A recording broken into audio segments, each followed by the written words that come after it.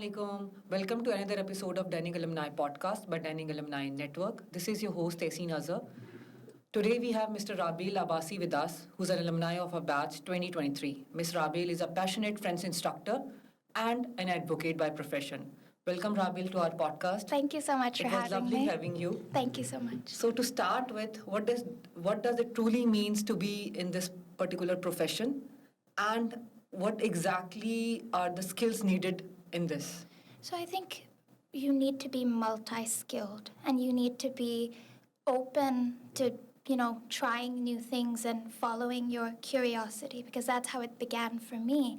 I think being multi-skilled today means that you're not waiting around for the world to define your worth, Right. You carve your own path and your own space with the skills that you acquire. Being multi-skilled means that you're not one-dimensional. It means that you have the ability to pivot, adapt, acclimate, and to provide, layered perspectives to every challenge. You're not just stacking up skills that people think that, you're doing this skill or that, and then you're just, listing it on your resume. You're actually creating this deep and dynamic toolkit that would help you craft solutions when other things hit the walls. At a company, if example, you're at an international law firm and they get a document that's supposedly in French. They need it translated. How are they going to do it? Everyone's going to be like, oh my God, what should I do? And then you'll be like, hey, I speak it. I can translate it for you. So that's like, it's a good skill to have. And it makes you very desirable and makes you very much in demand. So how these complementary skills add value towards your portfolio? Add value. Complementary skills add a lot of value to your portfolio. It's the quiet discipline that holds everything up. Industries, they do not exist in silos anymore. Yes. A lawyer that understands cultural nuance or a teacher that can draft contracts, it's not just a bonus, it's become essential. Being multi-skilled, having skills makes you stand out in a world that's always scrolling. Everyone's scrolling, everyone's the same. You want to stand out. You speak multiple languages, not just literally, but across fields. Being multi-skilled means that you become a bridge between industries and individuals and ideas. And, bridges are always in demand.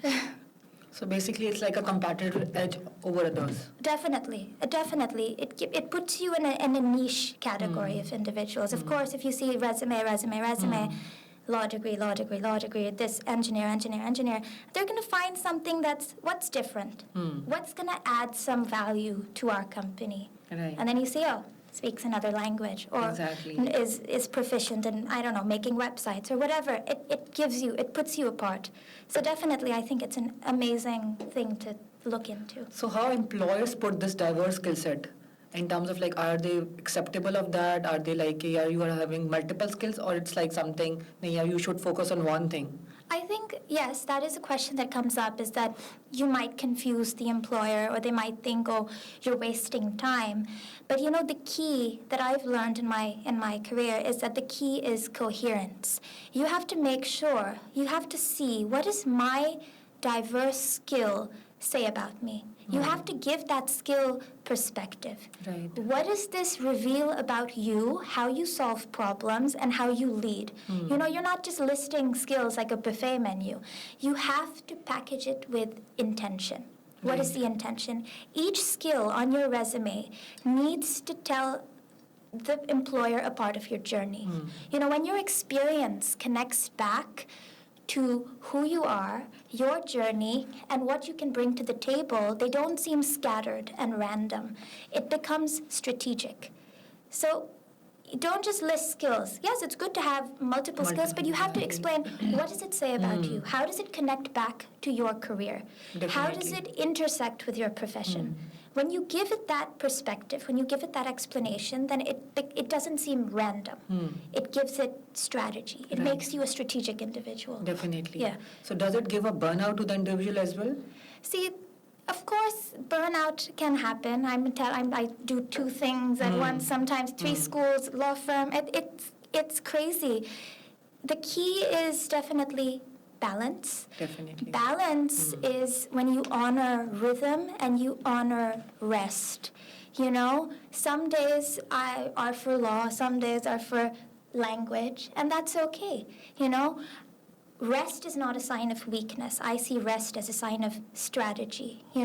You have to give yourself permission to rotate the spotlight and to prioritize. Otherwise, you will go crazy. Definitely. It's very chaotic. It's very competitive. So in terms of in your own journey, how you're balancing this role of being an advocate, also a French instructor? It is absolutely chaotic, but in the best possible way. One moment I'm drafting contracts under this boss, and the next moment I'm teaching, 10-year-olds how to say je suis and how to pronounce it. But, I live my life between boardrooms and blackboards, and both feel like home to me in a weird way, because the impact that it has makes it worth it for me. I can walk out of a courtroom into a classroom and I can change lives in two very different but equally meaningful ways. For me, one skill kind of multiplied into many roles, and that's the beauty of investing in your passion and things that you love. And another thing is that you have to learn very early on in your career that, and I had to learn it the hard way, is that not everyone is going to like you. And you cannot make everyone like you, whether it's in the workplace, whether it's a boss, whether it's a colleague. You're so invested in being liked by everyone that you realize, it's not going to happen. You just have to focus on your work. Exactly. You have to focus on, why am I here in the first place? And you have to let the rest flow like water under the bridge. Make it background noise. That's really helped me, because I was so worried about, she doesn't like me. This one senior, she hates me. And I have to keep pleasing her. I have to do this and that and that. And then my focus was on her rather than my work. So you have to make everyone else background noise. Everyone is there to work. Everyone is there for a reason. You just have to do your job. Exactly. And you'll be fine. You cannot. Because that's, the mentality we have. We learn it from school. You please the teacher. She's going to be happy with you. Your professor's happy with you. Your friends are happy with you. That's not how it is in the real world. It's not school. Definitely. And you have to learn it really the hard way, like me. Okay. So how the journey of your learning instructor or teaching French started, and how was this discourse going on? So this is my favorite question. So my French learning journey started end of 2019, early 2020. I was still in KGS. I was in my final year of A-levels, and it was peak COVID time. Schools had shut down. I was home for 10 months. Oh, God. I was home for a very long 10 months, and I needed to kill time. The first few weeks are fun, you're not doing anything. And after a few weeks, you're like, what should I do? And I picked up French, and I was like, it'll kill time. And I was 100% certain that I was going to drop it, because it gets difficult, And there's a French, and I very soon became completely enamored by it. There's a French expression, it's tomber amoureux, which means to fall in love with something, and that's what happened with me. Completely. I just lost my mind. And it became more of a pastime. It became sort of my way of connecting, healing, and creating. It was my creative outlet. And teaching helped me, and French helped me in a lot of ways. I was a painfully shy girl. So painfully anxious and shy, never the loudest in the room, never someone with a voice, always quiet. And I think French gave me a voice. And teaching was my first step into confidence. You have to address a lot of people. You have to talk to kids. You have to talk to your boss. You have to talk to your coordinator. You have to talk to parents. You have to talk to so many people. You need to be confident. And of course, financial independence as well. It changes your life. And it's given me a voice. And I very soon realized when I started working was how powerful and niche this skill was and how in demand it was. And I owe a lot to my parents, dropping me from school to school, class to class, completely going crazy, but they really believed in me when I didn't even believe in myself. There were times when I was like, I can't do this anymore. I just don't want to do it. And they were like, no, if we can drop you here to here, there to there, you can do this. You have to do this. So I'm very grateful to Denning as well for being very accommodating to students that work. You don't find that everywhere. Not every university or college allows you to start working in your first or second year. They were so accommodating and so flexible with their timings that they made it possible. I think if it wasn't for them, I wouldn't have worked in my first and second Both year. of you couldn't work together. Exactly. They made it possible. You know, you make space for people. Exactly. You give them a chance. Like, you know, you like this, you do it. Try it. And I'm very grateful. That's Everyone. really nice. That's really nice. So, what challenges and rewards have you experienced by managing both Oh God. simultaneously? Well, challenge is that people assume that I don't take law seriously because I teach. Okay. And I think reward is that I don't live in anyone else's box, that I define success on my own terms. You know, and that freedom, that liberation, it's everything to me. Time management is definitely a daily trial. You know, you're going crazy. You have to be here, you have to be here as well. Yes, and you're answerable to so many Exactly, people. You're answerable to parents. They're always calling you. Oh my God, don't call after 12, please. You know, so time management is a daily test. But you know, it's very rewarding in the end. The impact is rewarding, and of course, sometimes I feel like I'm a chameleon. You know, you change your colors and you acclimate whenever the situation requires. But I have so much respect for the people I work with and my students and everyone. It's a very rewarding career, and I'm very grateful to be in both. I learned with time management is that if you care deeply enough about something, then time expands. Then you don't feel it. You're like, wait, you I don't can. realize it. You don't realize, and you're like, wait, I can add this as well. And my parents, are you going crazy? You're gonna add another job? And I was like, but I can, because I love what I do. If you really care about something, it doesn't matter. Time just, it becomes bigger. Very nice. That's really great as well. So, how does French open your different doors for you? French started off as a soft skill, but Right. it very soon became my secret weapon. Acha. Very soon, secret weapon. You know, it's opened global doors. It's introduced me to people across cultures, and it's really made a very big impact in my life. You know, I've translated documents. You help with cross-border communication. You help with different immigration language tests. Acha. Yeah. Right. And so, yeah, I've done it all. And I've realized and I've witnessed personally that companies, firms, and different corporations have taken me more seriously just because I spoke this language. And, you know, I don't think versatility is a distraction. I think it's strategy. And it's very magical, the magic and beauty of investing in something you love. You know, we're so hesitant to try something new, especially with language learning. Generally, if you ask anyone or an expert, like, when is the best time to learn a language, they'll say, oh, it's when you're 2 or 3 years old. Exactly. When you're toddler, it's easy to I learn. was 17 going on 18. At that time, you learn. And that's when I started. Oh, wow. So I'm 23 It's like that right now. difficult time in Yes, it's a very difficult time. phase as You're in well, high school, you're going to university, you have so much happening. Exactly. There's so much on the line. And I'm testament that you can do it. So there's no time. I don't care if you're 16, you're 18, you're 20, you're 25. If you really put your heart and mind to it, you can do it. And I think, especially in Pakistan, it surprised me how much people value French and how much in demand it is. And I didn't know that until I stepped into the professional workplace. You know, I get approached by people on LinkedIn and social media, and like for roles and jobs that I didn't even know existed, that I didn't even think I had the skill to do. But they're like, oh, because you speak French, but you're an asset to our firm, because we're connected to a French company or French corporation. There's a lot, especially in teaching. I'm not trying to brag, but every other month I get a message or an email from some school. They're like, oh, you teach French, can you come? And I was like, I'm committed, I'm in contract somewhere. So yes, so many offers you're having. Alhamdulillah, because yes. of this French. Oh my God, in both that, in teaching and in other type of jobs that I didn't even know I could do. You know. Very nice. So So it's like multi-skilled is like rewarding. My God, yes, and it's, you know, people don't realize the power of just one language and can translate into so many roles. So what do you think, if anyone want to learn French, what is the first step then? First step, give yourself time. Think about it. Because, you know, when you start something, don't stop in the middle. Right. Because nothing is easy. And that people think that, oh, it's going to be easy for me. And the second things become difficult, they leave it. You know? French is, you start A1, A2, B1, B2. It just gets harder.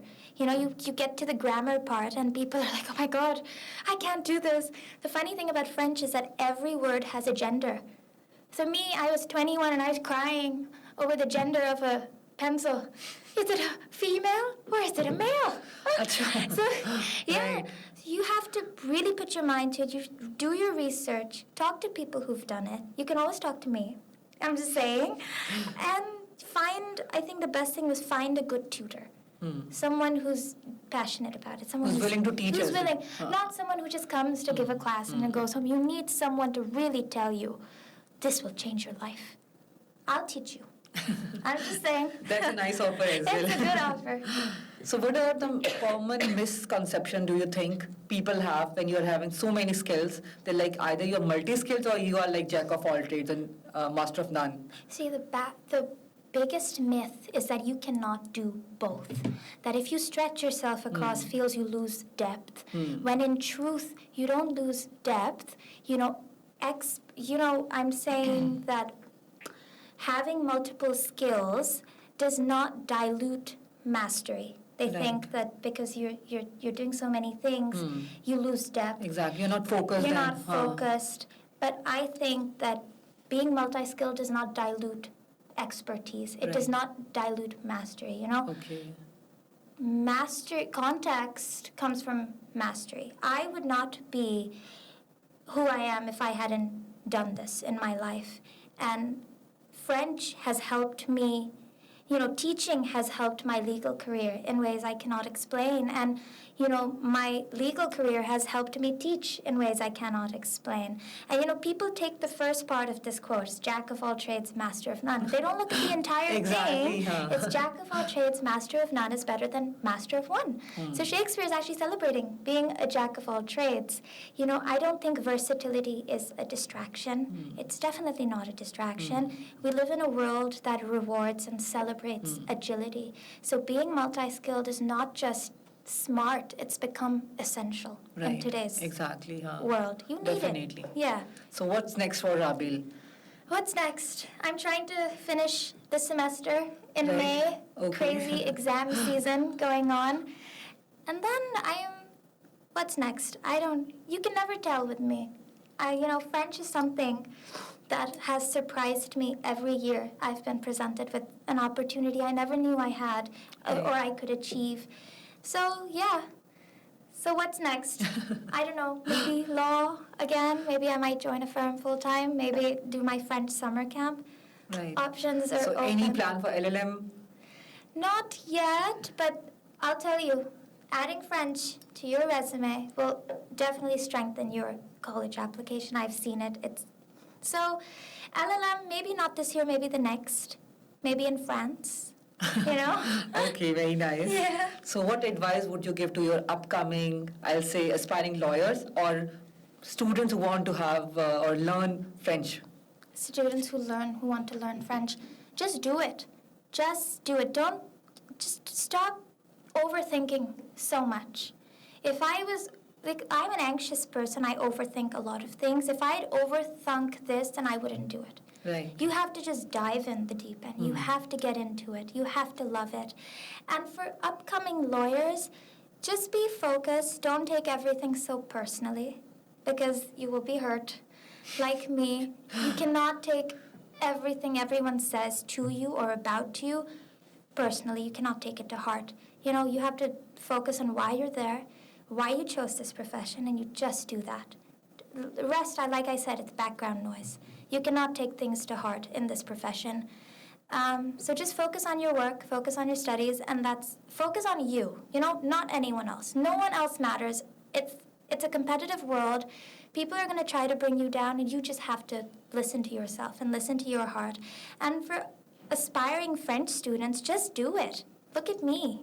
I'm so happy. I've never been this happy in my life. It's completely changed my life, like 180 degrees. I could have never predicted this when I was in school or when I was in Denning. If you would have asked me 5 years ago, Rabail, what would you do in your life? I don't know. I don't know, I'm just trying to make it by. You just believe in yourself. If you want to do it, whatever skill it is, just follow your heart, follow your curiosity, and give it a chance. You have to give your curiosity a chance, Right. Don't just throw it away because yeah. someone said, oh, that sounds stupid. If I'd listened to other people, I wouldn't have done it. If I would have listened to people around me who were like, oh, why would you waste your time with French?